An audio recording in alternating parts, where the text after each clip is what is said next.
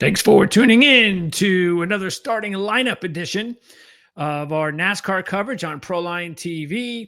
I'm your host, Greg DePalma, as we take a look at the Goodyear 400 from Darlington. So why don't we get right to it and find out, in case you don't already know, who is on the pole for tomorrow's race, and that will be William Byron, who happens to be our handicapper Kevin Rogers' pick. In case you missed that video, you can still check it out. He gives his picks each Friday right here on the channel. And don't forget, Kevin picked Denny Hamlin to win the race last week, filling in for CJ on our Wednesday preview show. So CJ was back this week. Kevin was back doing his gig on Friday, and he's got William Byron as his top pick, and he'll be trying to win from the pole on Sunday. Now, Byron on the pole, what does that tell us? Besides the fact that he's pretty fast, and it's very important too, because Darlington is a very important track for qualifying position. And if you look at it, even though we've only had one pole winner win since 2015, which is a little unusual, 6 of the last 8 winners in the Cup Series at Darlington started in the top 2 rows. Of course, that's the top 4. So that's pretty interesting. If you take a look at the where that line is going to be, and we're definitely going to draw a line in our qualifying this week, that line is going to have to be drawn at the 18 marker, the top 18. That's because there's only been 6 wins in the history of Darlington that have been won by someone starting outside the top 18. And again, 18 out of 120, 6 out of 127. And only one have won outside top 18 starting position since 2003. The last 13 winners, okay, there have been 5 that have started between 13 and 18. So it's a little bit of a mixed bag, but again, it's all inside the top 18. And I don't think it's unusual that the more recent drivers that have been able to start a little further back, you know, especially when you see who those drivers are, these are good drivers, these are faster cars, and maybe not that unusual. But again, it's still a track where you want to start as closer up front as you can. And so that lineup we're going to draw is going to be the top 18. So there you go. William Byron first. Let's take a look at the rest of the top 10. Okay. And there you go. So the rest of the top 10. And when we break down this top 10, you'll see that Chevy, of course, William Byron's on the pole, but he's only one of, if you look at it there, there's only one Chevy in the top 7. That's Byron. That's it. Just one Chevy top 7. And they were actually, though, a little bit better in practice and had the fastest Chevy, or I should say the fastest car in practice as well. And it happened to be a Chevy. Taking a look at the rest of the manufacturer stats, that was a little bit interesting here. Toyota looked like the best in that top 10. They had 4 of the top 7. Ford had 2 of the top 6. But we really don't find out a lot as far as manufacturers here for us for this day. That's because when you take a look at what we see here in practice, all right, and we'll show you the top 10 here in practice. Chevy, as I mentioned, look, they got 5 of the top 9 in practice, including the fastest, and that's Carson Hocevar. There's Carson Hocevar with another good qualifying run. Toyota just 1 out of the top 7. Ford, 2 of the top 4. So we really didn't learn a whole lot as far as manufacturers today that could help us to handicap the race. What we do know is that Chevy is the fastest. That is something to keep an eye on. And when you take a look at next gen, all right, of course, it's only looking back at the last 6 races. Toyota's never won at Darlington. They're 0 for 6. Ford, Chevy, 3 wins apiece. So take that for what it's worth. Obviously, nothing is set in stone. We've already seen a bunch of weird trends, or a bunch of regular trends, I should say, that have weirdly, or maybe not, been broken. So, again, it's just the law of averages, and that's what you use trends for. And just got to stay the course. That's what we do. You stay the course. And you know what? If trends wind up breaking a lot this year, then that's a trend. And that's something that we'll talk about depending on whether or not that continues to happen. Another thing we didn't really harp on too much on Wednesday's show, and we do quite a bit, is take a look at similarities of other racetracks, especially this year. And this was the first race this year where we have a similar track this season. So the most similar track to Darlington is Homestead. I don't, it's kind of hard for me to even think of it, especially the way Homestead's run the last several years. This year, not as exciting, not a whole bunch of passing like we've seen in the last several years. But still, I look at Homestead a lot differently than I look at Darlington. But it's there's similarities there that you have to keep an eye on. It's still not the end all, be all end all. And look, it might explain why a couple of drivers and their odds are where they are. And we'll get into that quickly as we just wrap everything up here and when we take a look at everybody's times. But once again, just use it for a handicapping tool, and that's about it. I don't look at it as anything major, which is why we didn't really go over it as much. I kind of wanted to see what we saw here today first, to tell you the truth. And I didn't really see anything that changed my mind. Okay. Let's go back to qualifying and let's go over the top 10 here. And don't forget my third pick on Wednesday, Ryan Preece. My second pick, Chase Briscoe. My first pick, Tyler Reddick. So I feel really good about the way, and again, this is Darlington. So I don't want to have to think about, I wasn't inside the top 10 or top 15 or top 18, especially. How am I going to get out of this? I don't have to think about that. And I feel good about having all three of my drivers in the top 7. So out of those 3, Ryan Preece sure seems to be, there's just something going on there. And I know we haven't harped on it, but maybe we'll talk more about it on the show next week.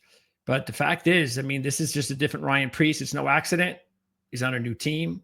He's with new teammates. He's got better equipment, and he is working out.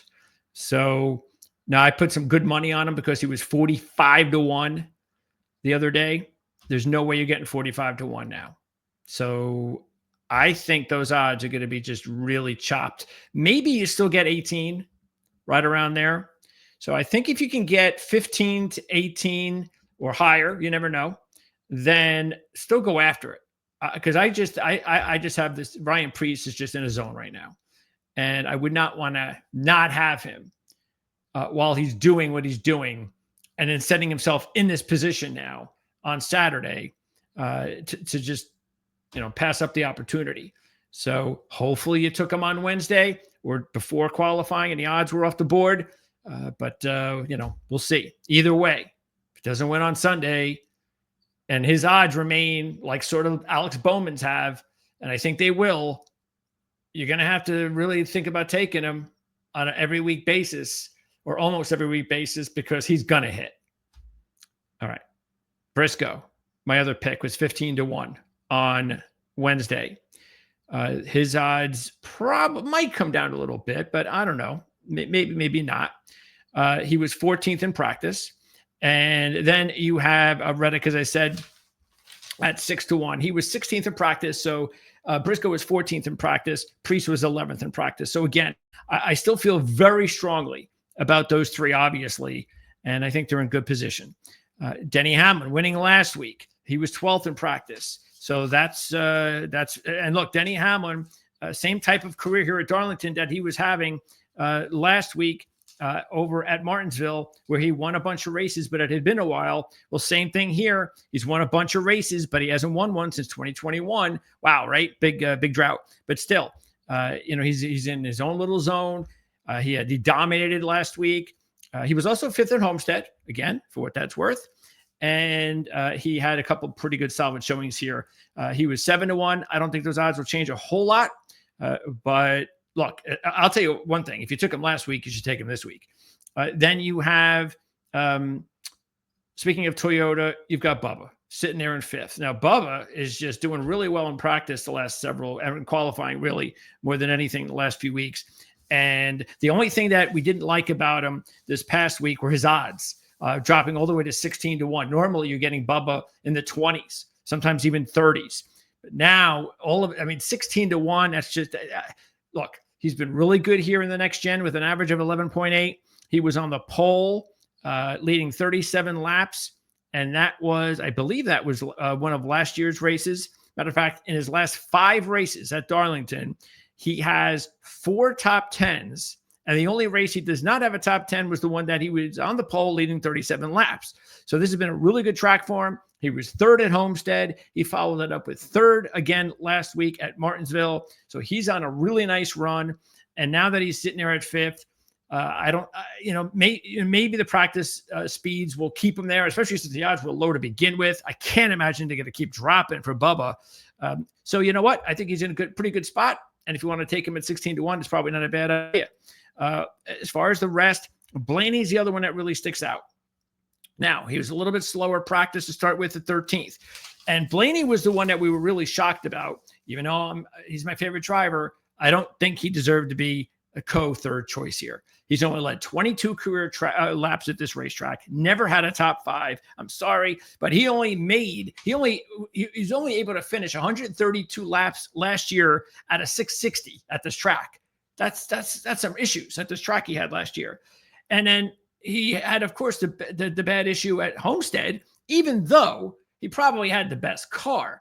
That's the only reason that I believe Ryan Blaney could have been, as far as Vegas felt, one of the top drivers to look at this week, was because of the similarities with Homestead and Darlington, and he dominated Homestead and was the best car there, even though he didn't finish that way.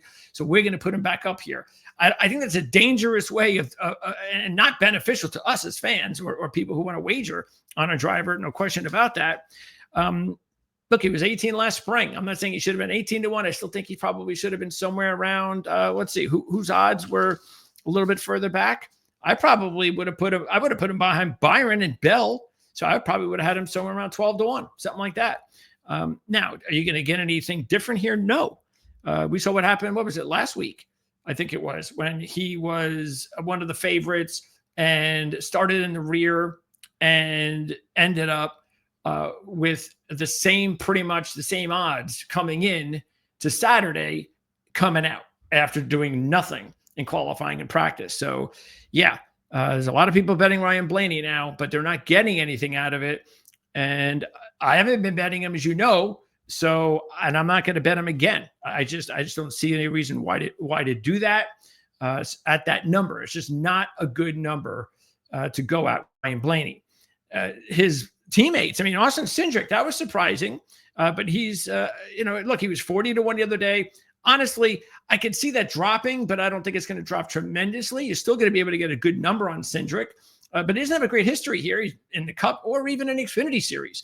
So it's kind of surprising to see him come out there and be one of the only 2 drivers from both sessions to have top 10 practice speeds. Very surprising. Byron being the other.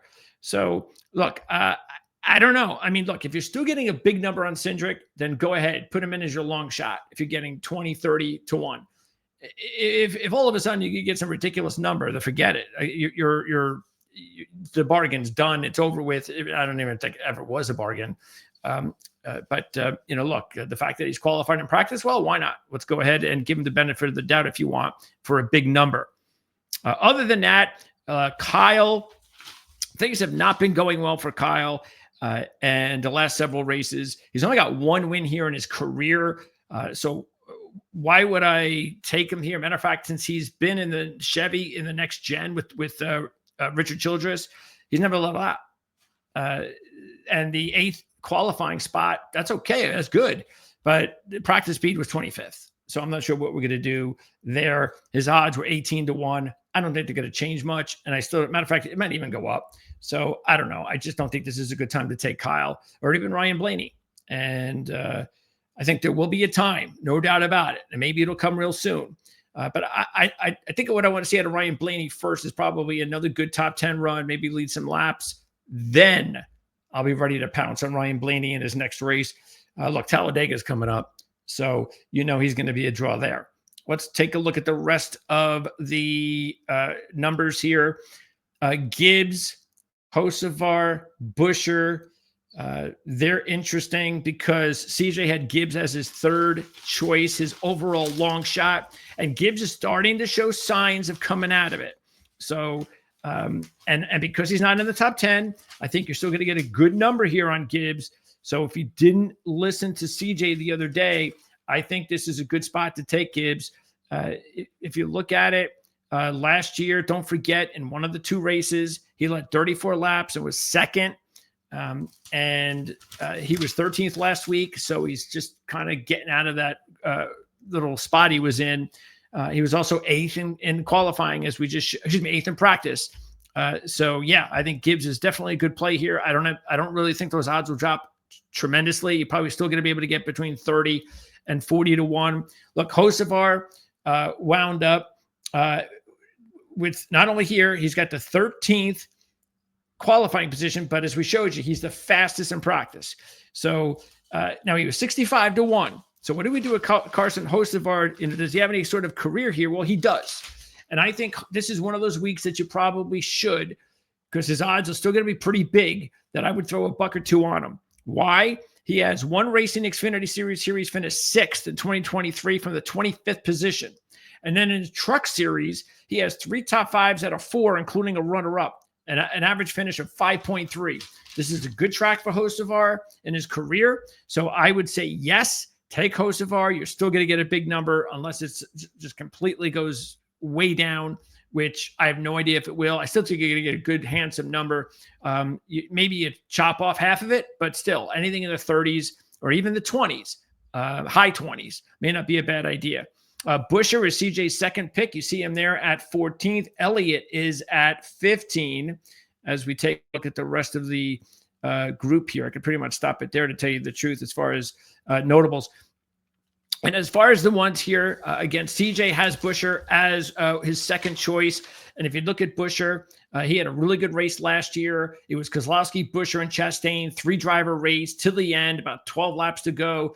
Reddick and Buescher get into it. They lose tires. They have to pit, so Keselowski wins the race. And if you look at that, that was the 30th place finish for Buescher, but almost won the race. The other 3 in his last 4 trips to Darlington, all top 10s. So it's a good track. He finished 6th at Homestead, if you want to throw that in. So yes, Buescher was 22 to 1, and I don't think those odds are going to change much.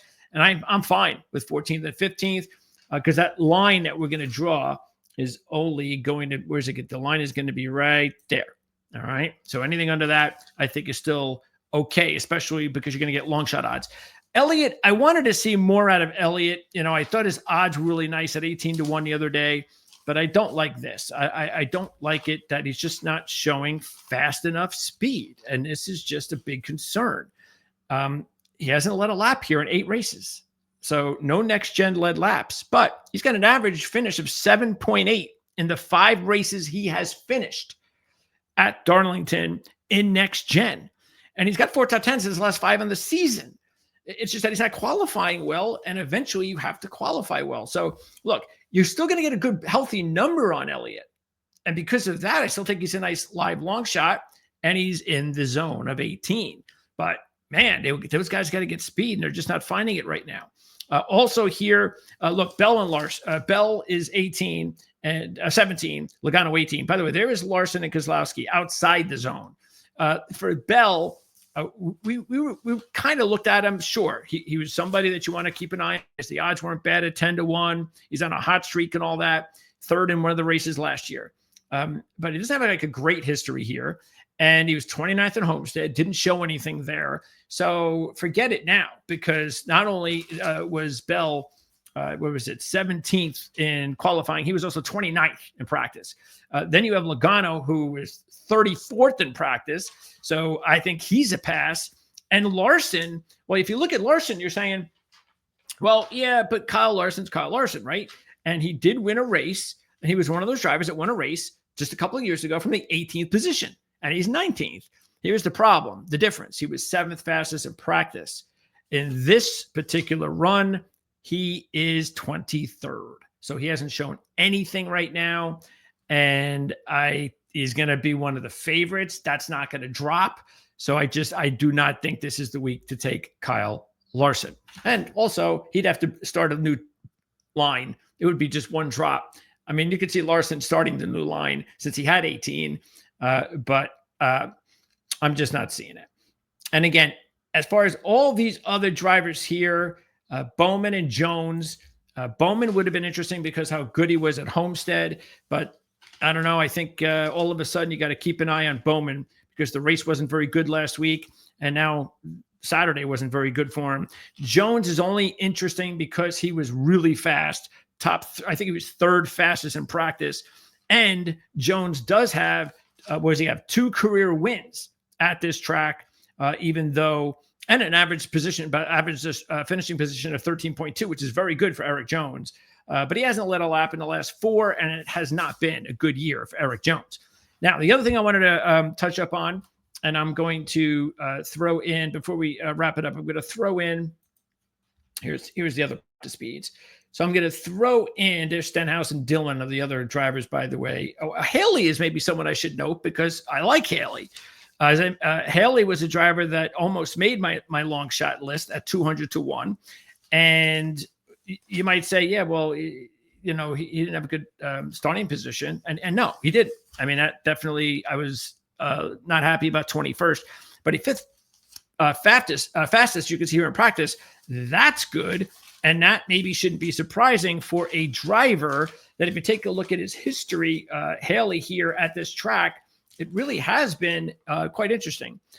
In the last 3 spring races, okay, he in the next gen, of course, all next gen, 9th, 8th, 3rd. This is Justin Haley. Throw in the fact that in 5 Xfinity Series starts Darlington, he's got an average of 4.6 with a pole and an average finish of 10.4. And he was 10th at Homestead. So if you're looking for a really good fantasy driver, or maybe you want to go with a top 10 or maybe even a top 5, take a look at Haley, who went off at 200-1, and I don't see those odds changing much. Now, the other thing that's interesting is, let's take a look at the rest of this practice field here, is the fact that if you looked at, we told you why you want to start at the front at Darlington. Again, we mentioned the stats that in order to win at Darlington, you've got to start inside the top 18, and 6 of the last 8 started in the top 2 rows. Okay.